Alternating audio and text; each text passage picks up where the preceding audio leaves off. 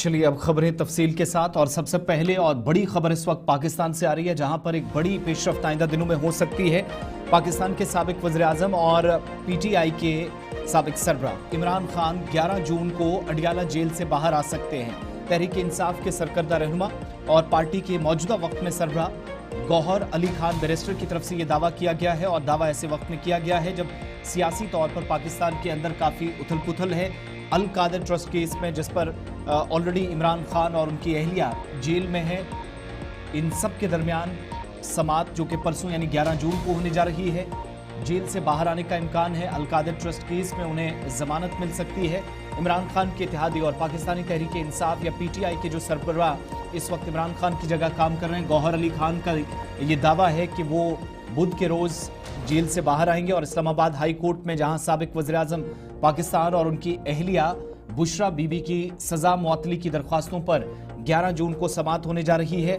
और आपको ये भी याद दिलाते चलें कि गुज़श्ता साल इस केस में एक बड़ी समात हुई थी, और उससे पहले अगस्त 2023 से मुतअद्दिद केसों में इमरान खान जेल में बंद है। एग्जीक्यूटिव एडिटर इशफाक गौहर हमारे साथ हैं। इशफाक, इस खबर को किस हद तक दुरुस्त माना जाए? पाकिस्तान के मीडिया आउटलेट्स इस बात की क्या तस्दीक कर रहे हैं, और जो पीटीआई के मौजूदा सरबराह गौहर अली खान दावा कर रहे हैं, इसकी बुनियाद क्या है? देखिए, पाकिस्तान के अंदर डिप्लोमेटिक एफर्ट्स पर काफी चीजें जो है वो प्रेशराइज हो रही है, और जो पाकिस्तान की टीम पूरी दुनिया में गई है, जब ऑपरेशन सिंदूर और ऑपरेशन बुनियान मकसूद जब लड़ा गया, तो उस बीच में जब पाकिस्तान का डेलीगेशन दुनिया के मुख्तलिफ कोनों में गया, तो बहुत सारी जगहों पर आवाज उठी कि डेमोक्रेटिक इंस्टीट्यूशंस को मजीद मजबूत पाकिस्तान के अंदर करना चाहिए। स्पेशली अमेरिका के अंदर ये बात उठी, और वहां पर इमरान खान की मुसलसल कैद और इमरान खान पर लगी पाबंदियों पर जो है वो बात हुई है। और यही वजह है कि पाकिस्तानी एस्टैब्लिशमेंट पर थोड़ा सा दबाव भी है। और फिर ये खबर सामने आ रही है कि 11 तारीख को जब रिमांड खत्म होनी है, उसके बाद जो पीटीआई के ज़राया अभी और पीटीआई के जो सीनियर लीडर्स हैं, वो लगातार ये बता रहे हैं कि इमरान खान की रिहाई शायद मुमकिन हो सकती है 11 तारीख, और बुशरा भी जो इमरान खान की अहलिया है, उसे भी शायद फिलहाल जमानत पर यहाँ होने दिया जाएगा, और बाद में जो है हिकमत अमली तय की जाएगी। इधर पीटीआई के ज़राया जो है वो इस बात की तस्दीक कर रहे हैं कि जनाब एक स्ट्रेटजी के तहत प्लानिंग की गई है, और हमें उम्मीद है कि अदालत के अंदर अब की बार मायूसी नहीं होगी, क्योंकि तमाम शवाहिद, तमाम मामला इमरान खान के हाथ में, और उन्हें उम्मीद है कि अदालत जो है वो ये करेगी। लेकिन वहीं दूसरे ज़राया ये बता रहे हैं कि एक डील हो रही है इमरान खान और पीटीआई और सरकार, नवाज शरीफ और शहबाज शरीफ या मुस्लिम लीग के बीच में एक डील हो रही है जी, और उसी डील का ये नतीजा है कि अब आहिस्ता आहिस्ता करके इमरान खान को बाहर आने की इजाजत दी जाएगी। और स्पेशली ये तब हो रहा है जब पाकिस्तान के अंदर एक बजट सेशन होने जा रहा है। गुज़श्ता सिर्फ चंद दिनों के अंदर अंदर ये बजट सेशन होगा, और उसमें पाकिस्तान के सामने बुनियादी मामला ये होगा कि जिस तरीके से फाइनेंशियल टास्क फोर्स और एशियन बैंक और डेवलपमेंट बैंक ने जो पैसा दिया है, उन तमाम मामला में जो एतराजात और मामला है उन्हें किस तरीके से निपटा जाए। पीटीआई अगर वहां पर सरकार को निपटने की पूरी कोशिश करिए और वो प्रेशर वहां पर कम हो और मामला सही तरीके से आगे बढ़े, तो ये शायद एक डील के साथ इमरान खान को बाहर आएगा। इशफाक, इसका मतलब है कि उनके अगर 48 घंटे बाद उनको रिहाई मिल जाती है, जमानत मिलती है, किसी सियासी पेशरफ्त की तरफ भी पाकिस्तान जा रहा है? देखिए, सियासी पेशरफ्त तो मुझे भी साफ नजर आ रहा है कि कुछ इस तरीके का है कि कुछ चीजें हैं जो तब्दीली की ओर जा रही हैं पाकिस्तान के अंदर, क्योंकि पाकिस्तान की पॉलिटिकल लीडरशिप पर प्रेशर बहुत ज्यादा इंटरनेशनल फोरम्स पर है। तो लेटेस्ट होप तो कि होगा क्या, लेकिन अभी अगर आप गवर्नमेंट ज़राया जो पाकिस्तान के, वो काफी टाइट लिप्ट है उस पूरे मामले पर, और वो ये बताने के लेट कोर्ट डिसाइड कि इमरान खान के बारे में क्या कुछ करना है। लेकिन पीटीआई कमर बस्ता है कि जनाब अब की बार इमरान खान बाहर आएंगे। बहुत बहुत शुक्रिया। इशफाक गौहर एग्जीक्यूटिव एडिटर हमारे साथ थे, बता रहे थे कि पाकिस्तान के अंदर आइंदा 48 घंटों में क्या होगा और क्यों इमरान खान की रिहाई के मुतल्लिक दावा पेश किया जा रहा है। आगे बढ़ते हैं, बात जम्मू कश्मीर की करते हैं, जहां पर ऑपरेशन सिंदूर के बाद एक बार फिर से इंसदादे दहशतगर्दी और इंसदादे दरअंदाजी जो प्रोग्राम्स हैं, ऑपरेशंस हैं, उनको इंटेंसिफाई किया जा रहा है। और इस सिलसिले में सिक्योरिटी फोर्सेज के साथ अब विलेज डिफेंस गार्ड्स को भी अलग अलग मकामात पर जिम्मेदारियां दी जा सकती हैं।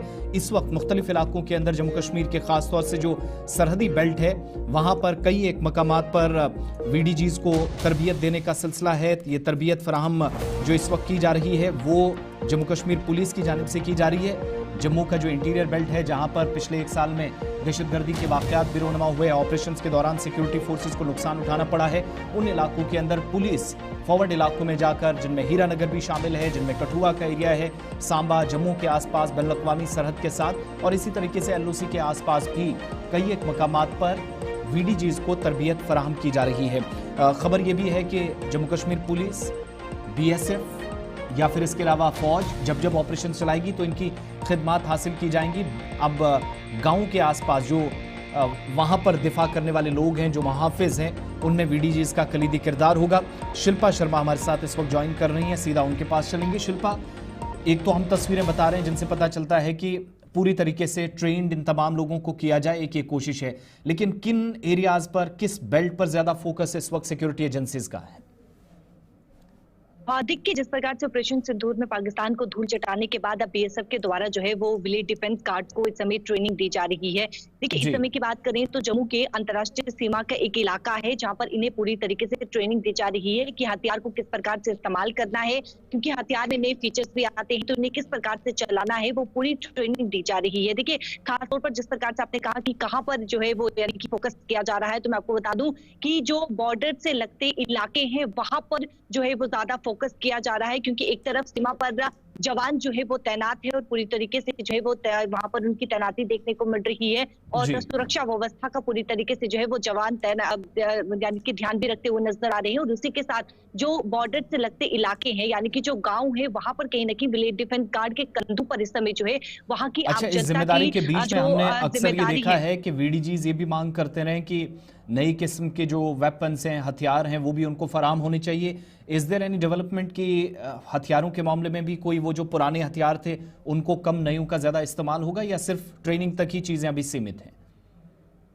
जी बिल्कुल, देखिए, नए हथियार की यहाँ पर जो है वो इन्हें ट्रेनिंग भी दी जा रही है, क्योंकि जिस प्रकार से पुराने हथियार की बात करें तो कहीं ना कहीं हथियारों में नए फीचर्स जो है वो आते रहते हैं, और नए हथियार की इन्हें जो है वो ट्रेनिंग भी दी जा रही है ताकि इनके पास पूरी तरीके से नए फीचर्स के वो हथियार भी हों, और अगर किसी प्रकार से कोई भी आतंकवादी घुसपैठ करता है तो उसे किस प्रकार से निपटना है वो ट्रेनिंग इन्हें दी जा रही है। करीबन मैं आपको बता दूं कि 1 हफ्ते की इन्हें जो है वो ट्रेनिंग दी गई है, ताकि अगर आतंकवादी कोई घुसपैठ करता है या फिर कोई भी ऐसी घटना परिस्थिति जो है वो पैदा होती है तो वहां पर इनकी मदद ली जाए। शिल्पा शर्मा, बहुत बहुत शुक्रिया डिटेल्स देने के लिए। वीडीजीज को तरबियत फराहम करने का सिलसिला जारी है।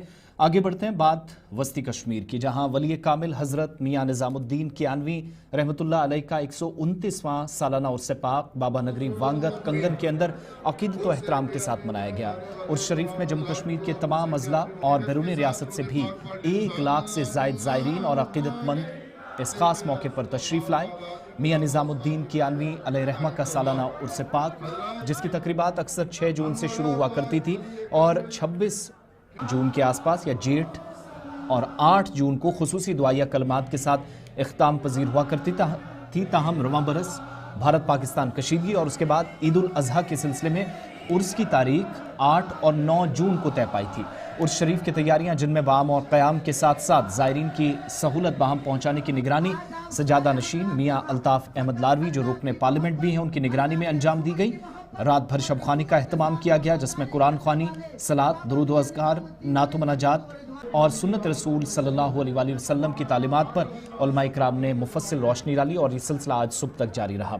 उर्स शरीफ में दर्जनों उलमा इकराम को दरबार आलिया बाबा नगरी वांगत मदू किया गया था, जिन्होंने दीन इस्लाम और सिलसिले के बारे में इस्लामी तालीमात का तज़किरा करते हुए अल्लाह और अल्लाह के रसूल सल्लल्लाहु अलैहि वसल्लम की हम्द व सना की। दरबार आलिया के सज्जादा नशीन मियां अल्ताफ़ अहमद लारवी ने इस मौके पर ज़ायरीन और अक़ीदतमंदों को तलकीन की कि दुनिया और आखिरत की कामयाबी नमाज, कुरान और सुन्नत रसूल सल्लल्लाहु अलैहि वसल्लम में मौजूद है। शबखानी के बाद आज सुबह मियां निजामुद्दीन कियानवी अलैहिर्रहमा का उर्स पाक खुसूसी दुआया मजलिस के साथ इख्ताम पजीर हो गया, जहां पर तबर्रुकात की भी आखिर में निशानदेही की गई।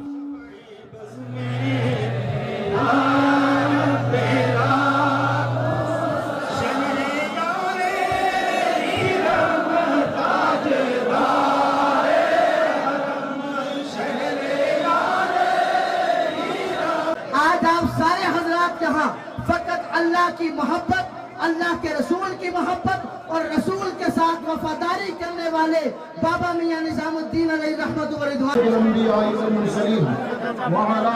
सारा खत्मात पढ़िया, उन्हें दुआ की इस जगह आज और कल जी इस लंगर शरीफ को खैरात हुई, इस सारा टाइम को सवाब हो सबसे पहला हजूर सल्लल्लाहु अलैहि वसल्लम ने बताया। फिर खास तौर पर हजरत मियां निजामुद्दीन कियानवी जिनको आज हम ये दिन मनावा, उन्होंने खुदा इसको सवाब किया।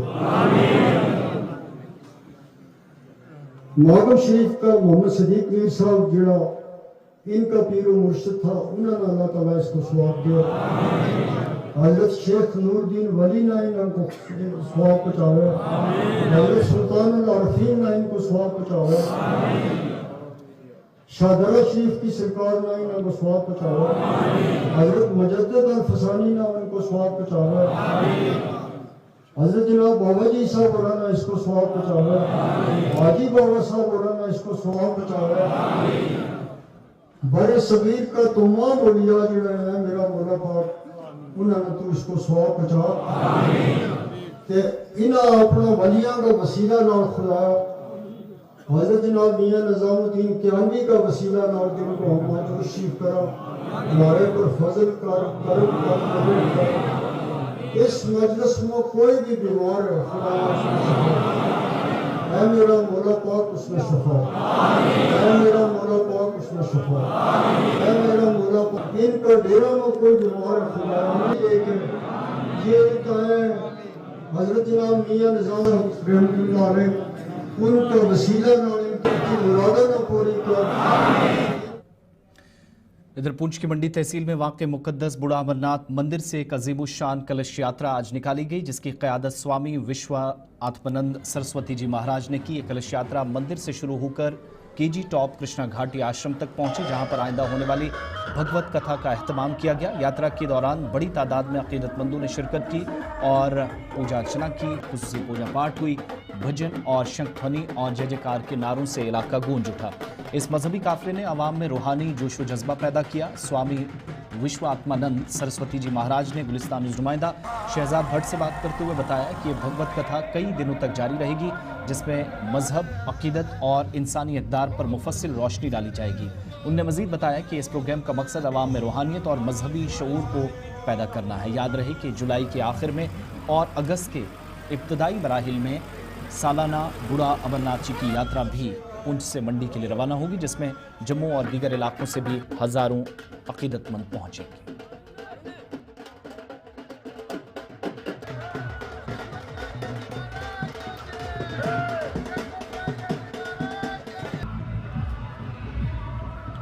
ये कृष्णा घाटी जो है पांडवों के नाम से रखी गई थी और इसीलिए अब भूमि की पुकार पर वहाँ एक श्री कृष्ण नलवेली सरकार का टेम्पल बनाया जा रहा है और आज से वहाँ पर श्रीमद् भागवत कथा रखी जा रही है। दोपहर 1 बजे से लेकर 4 बजे तक श्रीमद् भागवत कथा का आयोजन होगा और आज कलश यात्रा है। यहाँ बूढ़ा अमरनाथ से चली है, अब जा रहे हैं हम लोग। रोजाना 8 से 1 बजे तक वहाँ पर कथा हुआ करेगी। बाकी आने जाने के लिए इधर से भी जो है गाड़ी आदि भी सब भक्तों को इंतजाम है। और खड़े मंदिर से सभी भगवान श्री कृष्ण के स्वरूप का ज्ञान प्राप्त करने के लिए श्रीमद् भागवत का रसामृत पान करें, अपने जीवन को निहाल बनाएं। बहुत सारे एक माह कबल श्रीनगर के निशात, शालीमार और हारवन जैसे खूबसूरत मुगल बागात में सयाहों का काफ़ी रश देखने को मिल रहा था और हर सू चहल पहल और रौनकें सजी हुई थी।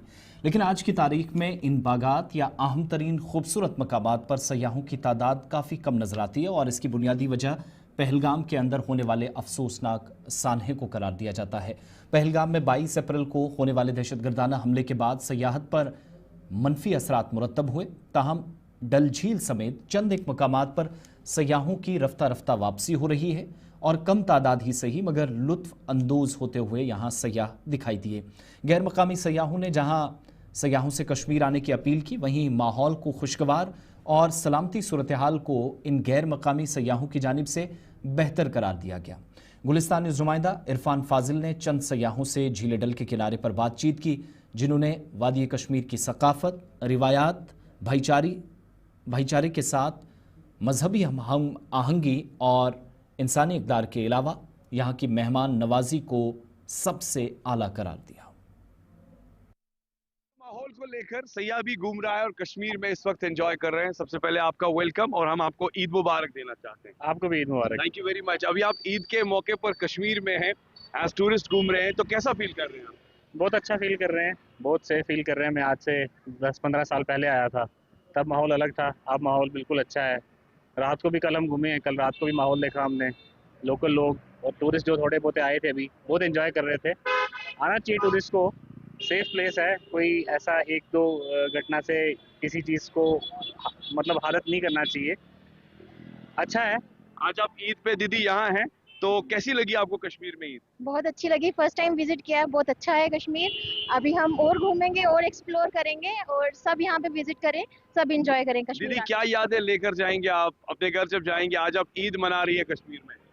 सब कुछ बहुत अच्छा है, सारे आए, सारे घूमे, यहाँ पे लेक है, बाकी बहुत सारी चीजें हैं। मैं भी फर्स्ट टाइम ही आई हूँ, तो अच्छा एक्सपीरियंस सर है। आपको लगा कि यहाँ की मेहमान नवाजी, यहाँ पर वेलकम, एक वार्म वेलकम मिलता है, चाहे कोई भी फेस्टिवल हो? अभी ईद है तो ओवरऑल अगर देखें तो कश्मीरियों की एक अलग वेलकम है। बिल्कुल बिल्कुल, जुबान बड़ी मीठी है, जैसे हमारी जम्मू की भी खंड मीठे लोग डोगरे और यहाँ के भी जो है जुबान बड़ी मीठी है, बहुत अच्छा वेलकम करते हैं। तो मैं सबसे गुजारिश करूँगा कि आप लोग भी आएँ यहाँ पे, और क्योंकि टूरिस्ट यहाँ पे जो मेन रोज़गार है वो टूरिस्ट का है, टूरिस्ट भी आएगा, यहाँ की जगह और थोड़ी डेवलप होगी और सबके लिए मतलब अच्छा रहेगा। आपको लगा कि इस बारी ईद पर एक स्पेशल कह सकते हैं कि सौगात भी है, माहौल भी अच्छा है और लोगों को आना चाहिए? बिल्कुल बिल्कुल, डेफिनेटली सबको आना चाहिए, मस्ट विजिट करें यहाँ पे, बहुत अच्छा एनवायरनमेंट है यहाँ का। हम कल शाम को निकले थे ईद के टाइम पे, यहाँ पे काफ़ी रश था, यहाँ पे सब लोग बाहर एंजॉय कर रहे थे डल लेक के साइड पे। तो मैं यही बोलूँगी कि सब एक बार ज़रूर आएँ, एंजॉय करें। आपको लग रहा है कि धीरे धीरे टूरिस्ट आ रहे हैं? सर धीरे धीरे टूरिस्ट आ रहे हैं। जैसे अभी थोड़ा वेकेशंस भी हो गई हैं, काफ़ी टूरिस्ट यहाँ पे आना शुरू हो गया है और यहाँ पे अच्छा वेदर है और यहाँ पे काफ़ी अच्छा एम्बियंस है, बहुत अच्छा लग रहा है। कल शाम को लेट इवनिंग तक हम यहाँ पे घूम रहे थे, शिकारा पे हमने राइड की, बहुत अच्छा लगा यहाँ पे। तो ज़रूर डेफिनेटली सबको आना चाहिए। क्या मैसेज देंगी दीदी आप भी, जो पूरे हिंदुस्तान में देख रहे हैं टूरिस्ट? कि जितना माना जाता है कि टेररिज्म है यहाँ पे, वैसा इतना तो नहीं है, कि हमें तो नहीं लगा, सेफ ही है, सारे आ सकते हैं, सारे विजिट करें। Finally your message sir for tourist? Tourist के लिए यही मैसेज है, once for all please come in, this is also our part, this is also the part of India, let's not keep it aside. हम हैं तो कश्मीर है, कश्मीर है तो हम हैं। बहुत बहुत शुक्रिया, thank you very much, please enjoy Kashmir. Thank you. चलिए, सयाहों की बात आप सुन रहे थे। बड़ी खबर इस वक्त वादी कश्मीर से, जहां पर सयाहत को पटरी पर लाने के लिए और फरोग देने की कोशिशें इस वक्त कौमी सतह पर भी जारी हैं और पंजाब और हरियाणा हाई कोर्ट के 8 जजेस वादी कश्मीर के दौरे पर पहुंच रहे हैं। अहले खाना के हमरा कुदरती खूबसूरती से ये तमाम जजेस लुत्फानंदोज हुए हैं और सयाहती एतबार से ये दौरा काफ़ी अहमियत का हामिल है। वादी कश्मीर में पहलगाम हमले के बाद सयाहत के शोबे पर जो मनफी असरात मुरतब हुए हैं, इस सारी सूरत हाल को बेहतर करने के लिए और इस गैर यकीनी और बेचैनी से बाहर निकालने के लिए ये दौरा काफ़ी अहमियत का हामिल और गैर मकामी सयाह वादी कश्मीर में लौटें, इसके लिए एक मस्बत पैगाम। मुख्तलिफ सयाहती मकामात का जायज़ा लेने के साथ साथ कुदरती खूबसूरती से ये लोग लुत्फ़अंदोज़ हुए हैं और मौसूला इतलात के मुताबिक justice Vinod S Bhardwaj, justice Pankaj Jain, justice Jasit Singh Bedi, justice Nidhi Gupta, justice Harikesh Manjua, इसके अलावा justice Aman Chaudhary, justice NS Shekhawat, justice Vikram Agarwal, ये पंजाब और हरियाणा हाई कोर्ट के 8 आला जजेस हैं जो वादी कश्मीर के दौरे पर आए और इतलात के मुताबिक अपने दौरे के दौरान जहां कुदरती हुस्न से मालामाल इलाकों के अंदर ये लुत्फ़अंदोज़ हुए, अपनी फैमिलीज़ के साथ आए, बल्कि होटल वालों से भी, शिकारा वालों से, ट्रैवल एजेंट से, कारीगरों से, मकामी गाइड से मुख्तलिफ इलाकों के अंदर मुलाकात हुई है और बुकिंग्स या राइडिंग्स या जो सयाहती शोबे से वाबस्ता लोग हैं, इन गुज़श्ता 20 से 25 दिन की जो सूरत हाल रही है उस पर ब्रीफिंग भी ली है। इस हवाले से तफसीली जायज़ा लिया है। ये दौरा इस एतबार से भी काफ़ी अहम क्योंकि सबसे ज़्यादा यही वो सेक्टर है, टूरिज्म सेक्टर, जो जम्मू कश्मीर के अंदर 22 अप्रैल को होने वाले हमले के बाद हिट हुआ है और करोड़ों रुपए की बुकिंग्स मनसूख हुई, होटलों के अंदर रौनकें खत्म हुई और बाजारों में चहल पहल भी पहलगाम हमले के बाद खत्म होती नजर आई। लेकिन दोबारा टूरिज्म को रिवाइव करने के लिए मुख्तलिफ इलाकों के अंदर लोग आए, एक पॉजिटिव, एक मस्बत पैगाम देने की कोशिश 8 जजेस की जानिब से भी, जो इस वक्त वादी कश्मीर के दौरे पर है। इधर जम्मू कश्मीर के मुख्तलिफ इलाकों में दोनों सूबों में आतिशज़दगी के वाक़यात गुज़श्ता 24 घंटों में अलग अलग मकामात पर रोनुमा हुए हैं। सरहद ज़िला पुंछ के मेंढर के जंगलात में भी आतिशज़दगी से नुकसान की इतलात मौसूल हुई हैं। आग लगने की वजह शदीद गर्मी और खुश्क मौसम बताया जा रहा है।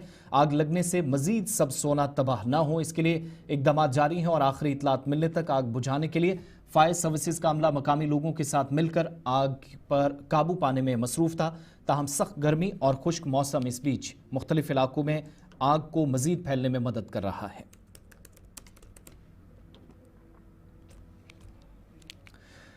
इधर शुमारी कश्मीर के बांडीपुरा के शिगनपुरा गांव में भी रात के वक्त आतिशज़दगी का एक वाक़या पेश आया, जिसमें मोहम्मद कासिम वानी नामी एक शख्स का रिहायशी मकान जलकर खाकस्तर हुआ है। आग लगने से इलाके में खौफ व हरास रात देर गए देखा गया, ताहम कोई जानी नुकसान नहीं हुआ। मकामी लोगों और फायर ब्रिगेड के अमले ने काफ़ी मेहनत की, जिसके बाद आग पर काबू पाया गया, ताहम रिहायशी मकान का काफ़ी नुकसान हुआ है।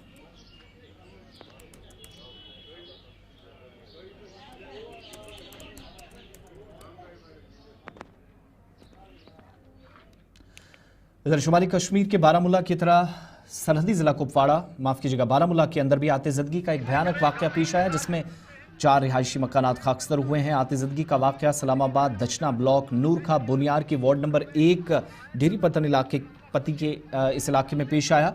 मकामी लोगों ने पुलिस और फौज के साथ मिलकर आग पर काबू पाया, ताहम नुकसान से बचा नहीं जा सका। इधर फायर सर्विसेज की टीम ने इलाके में मकामी लोगों के साथ मिलकर इस ऑपरेशन को अंजाम दिया और आग पर काबू पाया, ताहम अमला और फायर टेंडर्स इलाके में मौजूद ना होना या ताखीर से पहुंचना मकामी लोगों के मुताबिक एक परेशानी का सबब है, जिस पर तशवीश का इजहार किया गया। इधर जम्मू कश्मीर अपनी पार्टी के सरबराह सैयद मोहम्मद अल्ताफ बुखारी ने इतवार को इस्लामाबाद उड़ी के इलाका दचना में आतिशज़दगी के वाक़े पर दुख का इजहार किया, जिसमें 4 से 5 रिहायशी मकानात मुतासिर हुए, कई ख़ानदान यहाँ बेघर हुए हैं। सैयद मोहम्मद अल्ताफ बुखारी ने हुकूमत से मुतासरीन की मदद करने की अपील की है।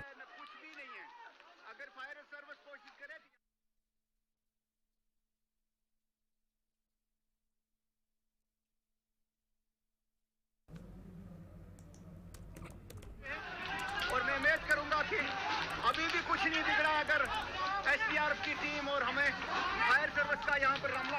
जिला पुंछ की तहसील मंडी में महकमा ट्रैफिक पुलिस की जानिब से मुख्तलिफ मकामात पर नाके लगाकर ट्रैफिक कवानीन की पासदारी न करने वालों पर कार्रवाई की जा रही है।